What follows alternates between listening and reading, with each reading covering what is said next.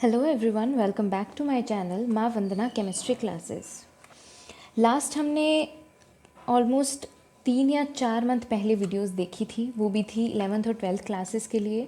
Covid की वजह से, जैसे कि मैंने अपने कम्युनिटी टैब पे पोस्ट किया था, कोविड की वजह से बहुत ज़्यादा डिस्टर्बेंस क्रिएट हो गई, जिस वजह से मुझे कुछ टाइम के लिए वीडियोस रोकनी पड़ी। लेकिन उसका अब आपको एक फ़ायदा ये भी है कि अब आपके लिए एक तरीके से एक नया सिस्टम इंक्लूड किया है मैंने, जो कि आपके लिए बहुत ज़्यादा हेल्पफुल रहेगा। ओके, सबसे पहले कुछ चीज़ें जो है वो मैं एज एन इंट्रोडक्शन आपको बता देती हूँ। उसके बाद में मैं आपको बताऊँगी कि नेक्स्ट वीडियोस जो है वो किस तरीके से आएंगी या फिर उनका शेड्यूल क्या रहेगा। अब जो है हर वीक वीडियोस कुछ ना कुछ आती रहेंगी और उनका अपना एक शेड्यूल रहेगा। चलिए, सबसे पहले आपको बता देते हैं कि आपकी जो 11th और 12th की वीडियोस आ रही थी वो किस तरीके से आएंगी। पहली चीज़ ये है कि जैसे मैं 11th और 12th क्लास की वीडियोस पहले अपलोड कर रही थी, बिल्कुल वही का वही सिस्टम रहेगा। 11th और 12th क्लास के जो स्टूडेंट हैं उनके लिए नॉर्मल वही सिस्टम रहेगा, उसी सिस्टम के अकॉर्डिंग जो उनके लिए वीडियोस अपलोड होती रहेंगी। ठीक है, तो उनको बिल्कुल भी परेशान होने की ज़रूरत नहीं है। पीछे हमने जो इंक्लूड किया हुआ था सिस्टम वो यही था कि हम पूरा का पूरा सिलेबस कवर करेंगे, बिकॉज़ जो कि पीएमटी के, जेईई के, यानी यूँ कह सकते हैं कि नीट के, जेईई मेंस प्री, जो भी स्टूडेंट जो प्रिपरेशन कर रहे हैं अपनी 11th और 12th के लिए केमिस्ट्री की, वो इजीली कर सकते हैं क्योंकि उनके सिलेबस नहीं रिमूव हुआ है। सिर्फ जो भी स्कूलिंग कर रहे हैं उन स्टूडेंट्स के लिए रिमूव हुआ था, तो उनके लिए स्कूल का जो सिस्टम था उस अकॉर्डिंग जो भी टॉपिक्स जो हैं इंक्लूडेड नहीं हैं उनके, वो उनको हटा सकते हैं और उसके अलावा बाकी सारे टॉपिक्स जो हैं वो पढ़ सकते हैं। ओके, ये था 11th और 12th के लिए। ठीक है, अब जो आपके लिए एक बहुत इंपॉर्टेंट चीज़ है जो कि 11th 12th के स्टूडेंट्स के लिए नहीं है, लेकिन उनके जो भी रिलेटिव्स हैं या फिर यूँ कह सकते हैं कि जो भी ग्रेजुएशन कर रहे हैं उनके लिए बहुत इंपॉर्टेंट चीज़ है, वो ये है कि अब से मैं ग्रेजुएटिंग स्टूडेंट्स के लिए भी, यानी BSc first year, second year और फाइनल ईयर के स्टूडेंट्स के लिए भी वीडियोस अपलोड करूँगी। साथ ही में वो इंटीग्रेटेड के स्टूडेंट्स के लिए भी क्या होगी, हेल्पफुल होगी। क्यों होगी? सबसे पहले हमें समझना है इंटीग्रेटेड होता क्या है। इंटीग्रेटेड वो क्लासेस होती हैं जो बीएससी के साथ में क्या कर रहे होते हैं, बीएड कर रहे होते हैं, यानी बैचलर्स ऑफ एजुकेशन का जो कोर्स है वो अपना कर रहे होते हैं। उनके अंदर बीएससी के सब्जेक्ट्स भी लगते हैं, उनके बीएड के सब्जेक्ट्स भी लगते हैं, तो उनके लिए भी ये क्लास बहुत इंपॉर्टेंट रहेगी, क्योंकि ग्रेजुएटिंग स्टूडेंट्स यानी नॉर्मल बीएससी वाले और इंटीग्रेटेड वाले जो हैं, उन दोनों के अंदर जो केमिस्ट्री का सिलेबस होता है वो ऑलमोस्ट 90% सेम होता है। 10% जो है वो कोई टॉपिक्स आगे पीछे हो जाते हैं, उसकी कोई प्रॉब्लम नहीं है, उसमें भी आपको टेंशन नहीं लेनी है, उनके लिए भी वीडियोस अपलोड होंगी। तो ये जो मैंने अपने कम्युनिटी टैब में एक चीज़ इंक्लूड की थी, या यूँ कहें कि एक इम्पॉर्टेंट चीज़ आपको कही थी कि आने वाली है, वो यही थी कि मैं ग्रेजुएटिंग के स्टूडेंट्स या ग्रेजुएशन कर रहे जो स्टूडेंट्स हैं, यानी कि बीएससी और बीएससी बीएड वाले जो हैं, इंटीग्रेटेड वाले, उनके लिए अब से वीडियोज़ अपलोड करूँगी। ओके, सो अब बात आती है कि आपका शेड्यूल क्या रहेगा। चलिए, सबसे पहले 11th 12th वाले स्टूडेंट्स को मैं बता देती हूँ कि आपकी जो वीडियोस रहेंगी वो पहले जैसे ही हमने 11th में जो है रिडॉक्स रिएक्शन वाला चैप्टर कंप्लीट कर दिया था, उसके बाद में कंटिन्यूएशन में जो है हाइड्रोजन का जो चैप्टर है आपका वो इंक्लूड होगा। उसका बेसिक मैं आज इस वीडियो में आपको बताऊँगी, तो एंड तक बने रहिए मेरे साथ ताकि आप उसका बेसिक समझ सकें। ओके, 12th के जो स्टूडेंट्स हैं उनके लिए जिस तरीके से वीडियोस आ रही थी उसी तरीके से उनके लिए वीडियोस आएंगी। जब बात आती है ग्रेजुएटिंग स्टूडेंट्स की, उनके लिए BSc first year, second year और फाइनल ईयर वाले जो हैं उनके लिए हम जो है थर्ड ईयर वाले जो हैं उनके लिए हम वीडियोस अपलोड करेंगे। हर एक वीक के अंदर फर्स्ट ईयर, सेकेंड ईयर और फाइनल ईयर के लिए वीडियोस आती रहेंगी। ओके, और वो कंटिन्यूएशन में चलती रहेंगी, पहले फर्स्ट ईयर, सेकेंड ईयर और फिर फाइनल ईयर के लिए। 11th और 12th क्लास के जो स्टूडेंट्स हैं जो प्रिपरेशन कर रहे हैं उनके लिए पहले भी वीडियोस अपलोड हो चुके हैं। जो मेरे चैनल पे न्यू है वो चैनल को सब्सक्राइब कर लीजिए, वहाँ पे आपको प्लेलिस्ट का ऑप्शन मिलेगा, वहाँ पे लगभग आपका पार्ट फर्स्ट जो है वो कंप्लीट हो चुका है, पूरा एनसीईआरटी का। उसके अंदर इक्विलिब्रियम का जो चैप्टर है वो रहा है, वो भी कंप्लीट हो जाएगा। और सेकेंड पार्ट जो है हाइड्रोजन वाला, उसके अंदर हमने रिडॉक्स रिएक्शन जो है वो स्टार्ट कर लिया था। ओके, तो 11th के लिए कंप्लीट हो चुका है, 12th का भी ऑलमोस्ट फर्स्ट पार्ट जो है वो कंप्लीट हो चुका है। आगे जैसे जैसे जैसे जैसे बढ़ते जाएंगे वैसे वैसे लाइव सेशंस के अंदर हम क्वेश्चंस डिस्कस करते जाएंगे। ओके, ये हो गई 11th-12th की बात आती है ग्रेजुएटिंग स्टूडेंट्स के लिए। तो इनमें जैसे ही इनके चैप्टर्स कंप्लीट होते जाएंगे वैसे ही हम लाइव सेशंस के अंदर इनके टेस्ट भी लेते रहेंगे, साथ ही साथ में हम इनके जो क्वेश्चंस होंगे जो पिछले प्रीवियस ईयर्स के अंदर इंक्लूड हुए होते हैं वो भी हम डिस्कस करेंगे। ठीक है, बीएससी ग्रेजुएटिंग स्टूडेंट्स के लिए मेन जो फोकस पॉइंट होता है वो उनकी थ्योरी होती है, और साथ ही में उनके जो प्रीवियस ईयर के अंदर क्वेश्चन इंक्लूडेड हुए होते हैं, प्रीवियस ईयर के अंदर जो क्वेश्चन एग्जाम्स में आए हुए होते हैं वही इनके लिए मेन फोकस पॉइंट होते हैं। ठीक है, तो हम उन्हीं पे भी फोकस करेंगे और आपकी जो आगे की फर्दर स्टडीज़ के लिए जो थ्योरी होगी उसके लिए भी फोकस करेंगे। साथ ही साथ में इन दोनों क्लासेस के लिए मेन इंपॉर्टेंट है इनका स्टडी मटेरियल, वो भी इनको रेगुलरली प्रोवाइड कर दिया जाएगा। ज़रूरत क्या है, आपको सिर्फ और सिर्फ मेरे चैनल से रेगुलरली जुड़े रहने की ज़रूरत है। ओके, तो 11th और 12th क्लास के लिए बेसिक वीडियोज़ आएंगी जो कि हर वीक आती रहती हैं। Graduating first year, second year और फाइनल ईयर स्टूडेंट्स के लिए भी आती जाएंगी। ओके, नेक्स्ट चीज़ आती है मंडे को जो है वीडियोज़ अपलोड होंगी, वो किसके लिए होंगी, वो होगी 11th और 12th क्लास के स्टूडेंट्स के लिए।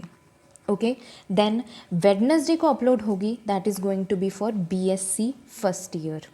Then Thursday and then Friday को होगी बीएससी सेकेंड ईयर।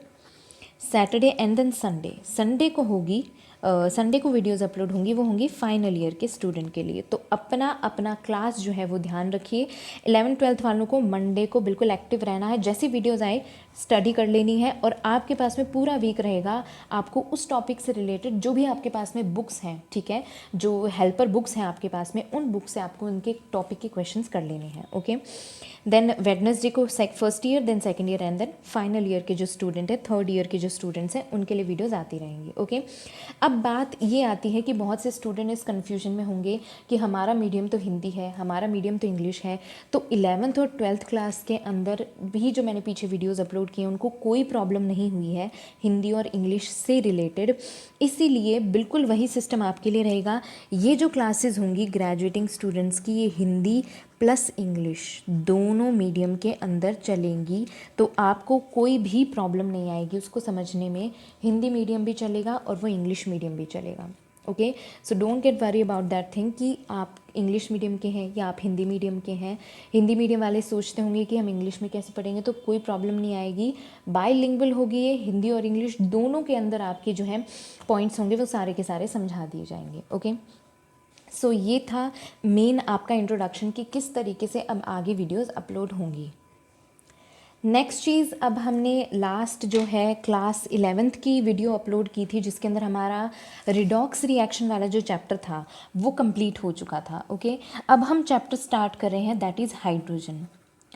अब आपने कार्बन से रिलेटेड पॉइंट्स पढ़े हैं, आपने कार्बन को भी पढ़ा है बहुत अच्छे तरीके से कि कार्बन जो है किस तरीके से, कहाँ से आपने उसको पढ़ना शुरू किया है, बिल्कुल उसी तरीके से हम हाइड्रोजन का आज बेसिक देखेंगे। सबसे पहले इसके अंदर आएगा क्या क्या, सबसे पहले इसका एक बेसिक कहते हैं कि एक इंट्रोडक्शन ले लेते हैं कि हाइड्रोजन के जो चैप्टर है इसके अंदर क्या क्या इंक्लूड होगा।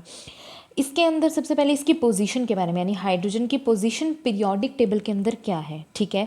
फिर इसका कॉमर्शियल कह सकते हैं स्केल क्या है, यानी कहाँ कहाँ इसको यूज़ किया जाता है, इसकी प्रॉपर्टीज़ क्या क्या होती हैं, ठीक है। इसकी जो स्ट्रक्चर है, मेन हाइड्रोजन की जो स्ट्रक्चर है किसके लिए स्टडी की जाती है, वाटर के लिए, तो वो स्ट्रक्चर जो है इसकी वाटर की वो देखी जाएगी। इसकी फिजिकल और केमिकल प्रॉपर्टीज़ देखी जाएंगी, किसकी, वाटर की, ठीक है। हार्ड और सॉफ्ट वाटर्स आपने देखे सुने होंगे, नाम सुना होगा, हार्ड वाटर, सॉफ्ट वाटर, इसके जो आइसोटॉप्स हैं हाइड्रोजन के, ड्यूटेरियम, ट्रिटियम, ठीक है, वो जितने भी हमने इसके आइसोटॉप्स देखे हैं वो सारे के सारे आइसोटॉप्स के बारे में बात करेंगे। हाइड्रोजन पेरोक्साइड के बारे में बात आएगी, और इसका जो भी हाइड्रोजन बॉन्डिंग होगी इसके अंदर वो भी इसके अंदर प्रेजेंट होगी। कुछ और तरीके के इसके प्रोसेसेस होते हैं जिसमें हाइड्रोजन की रिक्वायरमेंट होती है। हम कह सकते हैं कि हाइड्रोजन की जो रिक्वायरमेंट होती है वो एक तरीके से बहुत सी रिएक्शंस में भी होती हैं, ठीक है, और बहुत से हम कह सकते हैं कि प्रोसेसेस के अंदर भी हो सकती है। तो वो सारी की सारी चीज़ें हम इसके अंदर डिस्कस करेंगे। चलिए सबसे पहले हम हाइड्रोजन की जो है पोजीशन देख लेते हैं और इसकी जो डिस्कवरी है या फिर यूँ कहें कहाँ पीरियोडिक टेबल में प्रेजेंट होता है ये देख लेते हैं। चलिए सबसे पहले हाइड्रोजन जो है कौन से ग्रुप का एलिमेंट माना जाता है? ये सबसे पहले क्या है, पीरियोडिक टेबल का फर्स्ट एलिमेंट है। Okay, it is the first element of the periodic table, यानी कि हमेशा जो फर्स्ट एलिमेंट जो भी डिस्कवर किया गया है, जो भी कह सकते हैं कि इंक्लूड किया गया है पीरियोडिक टेबल के अंदर, वो कौन सा है? हाइड्रोजन है। फर्स्ट एलिमेंट है पीरियोडिक टेबल का, ठीक है, फर्स्ट एलिमेंट है पीरियोडिक टेबल का। नेक्स्ट जो बात आती है वो ये है कि जो हाइड्रोजन है इसकी इलेक्ट्रॉनिक कॉन्फ़िगरेशन क्या होती है? हाइड्रोजन की जो इलेक्ट्रॉनिक कॉन्फ़िगरेशन है वो क्या होती है? 1s1। कौन से ग्रुप का एलिमेंट होता है? फर्स्ट ग्रुप का एलिमेंट है। और हमें पता है फर्स्ट ग्रुप जो होते हैं वो कौन से होते हैं? Alkali metals. और एल्कली मेटल्स की जो इलेक्ट्रॉनिक कॉन्फ़िगरेशन होती है वो क्या होती है? 1s1 होती है। चलिए इतना सबको पता है, ये सबने पढ़ रखा है। अब बात करते हैं आगे, ठीक है। हमने देखा है कि हेलोजन्स जो है राइट हैंड तरफ में जो है पीरियोडिक टेबल के अंदर प्लेस्ड होते हैं और उसमें जो हीलियम है उसकी इलेक्ट्रॉनिक कॉन्फ़िगरेशन होती है 1s2, ठीक है। यानी कि हमारा जो हाइड्रोजन होता है उसके s ऑर्बिटल में एक इलेक्ट्रॉन होता है और जो हीलियम है उसके s ऑर्बिटल के अंदर 2 इलेक्ट्रॉन्स प्रेजेंट होते हैं। ये डिफरेंस होता है एक एक इलेक्ट्रॉन्स का इसके अंदर, ठीक है। इस वजह से क्या है, अब देखिए होता तो क्या है, इसमें 1s1 है और इसमें 1s2 है, दोनों के लास्ट इलेक्ट्रॉन जो है वो s ऑर्बिटल के अंदर है, ठीक है। तो हमें एक्चुअली में होना तो ये चाहिए कि हीलियम और हाइड्रोजन की कुछ प्रॉपर्टी सेम होनी चाहिए। होता यही है, हीलियम और हाइड्रोजन की बहुत कुछ प्रॉपर्टीज़ जो है कहते हैं कि सेम होती है, लेकिन ज़्यादा प्रॉपर्टीज़ जो है हाइड्रोजन की वो एल्कली मेटल से सेम होती है। इस वजह से क्या होता है, इसे एल्कली मेटल्स के ग्रुप में रखा गया है, ना कि नोबल गैसेस के ग्रुप में रखा गया है, ठीक है। ये हो गई है इसकी प्रॉपर्टीज़। अब देखिए बात करते हैं कि एल्कली मेटल जो होते हैं, एल्कली मेटल जो होते हैं उनकी प्रॉपर्टीज़ होती है कि वो ऑक्साइड्स बनाते हैं, हैलाइड्स बनाते हैं, सल्फाइड बनाते हैं। बिल्कुल उसी तरीके से हाइड्रोजन जो है उसकी कैपेबिलिटी होती है कि ऑक्साइड बना सकता है, हैलाइड और सल्फाइड बना सकता है एल्कली मेटल्स की तरीके से। ओके, जैसे कि जो कह सकते हैं कि एल्कली मेटल्स होते हैं उनकी हाई आयोनाइजेशन एंथैल्पी होती है, बिल्कुल उसी तरीके से हाइड्रोजन की भी क्या होती है? हाई आयोनाइजेशन एंथैल्पी होती है। यानी कि हम कह सकते हैं कि एल्कली मेटल्स की तरह ही क्या होता है, हाइड्रोजन अपनी रिजेम्बलेंस प्रॉपर्टीज़ के अंदर अपनी रिजेम्बलेंस शो करता है। इस वजह से एल्कली मेटल्स वाले ग्रुप के अंदर हाइड्रोजन को प्लेस किया गया है। ये है नॉर्मल बेसिक सी चीज़।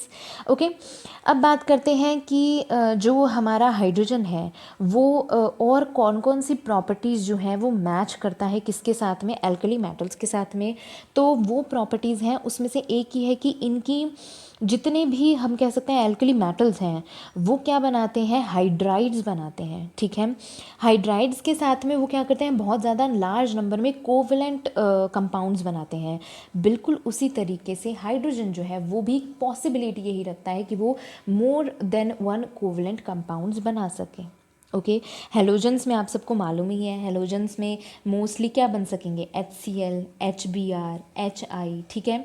ये होता है HI जो होता है इसके अंदर लीस्ट स्टेबल होता है, ठीक है। HF भी होता है, फ्लोरीन, क्लोरीन, ब्रोमीन और आयोडीन। HI जो होता है इसमें लीस्ट स्टेबल होता है, इसकी प्रॉपर्टी ज़्यादा नहीं होती हैं।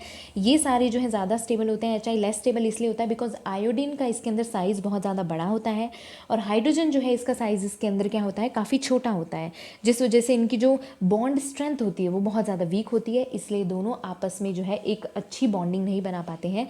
इसलिए HI जो होता है एक तरीके से क्या होता है?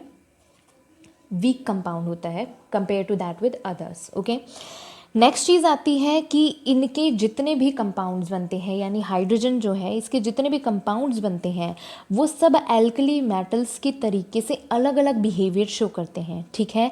इसमें एटम्स जो होते हैं उनका अपना अलग अलग बिहेवियर रहता है, सबकी अपनी अलग अलग प्रॉपर्टीज़ रहती हैं, वो एल्कली मेटल्स के साथ में उस तरीके की रिजेम्बलेंस शो करते हैं। अब आगे जो हम डिस्कस करेंगे वो होगा डाई हाइड्रोजन के बारे में। आगे हम उसके बाद में डिस्कस करेंगे आइसोटॉप्स ऑफ हाइड्रोजन के बारे में, ठीक है। आज जो है हमने बेसिक इंट्रोडक्शन वीडियो ली है, जो कि नॉर्मल हम कह सकते हैं कि आपको बताने के लिए आप वापस अपनी बुक्स जो है निकालने, पढ़ना वापस से शुरू कर दें, उसके लिए इंट्रोडक्शन वीडियो बनाई गई है। इसका कंटिन्यूएशन पार्ट अब आगे आपको मिलता जाएगा। ओके, अभी इतना इसको पढ़िए। बेसिक प्रॉपर्टीज़ जो हैं आपके हाइड्रोजन की, जो एनसीईआरटी की बुक के अंदर दी हुई है, उसको और अच्छे से देखिए। थ्योरी जो दी हुई है उसको पढ़िए। बाकी हम डिस्कस करेंगे अपनी नेक्स्ट वीडियो के अंदर। Till then take care, bye bye.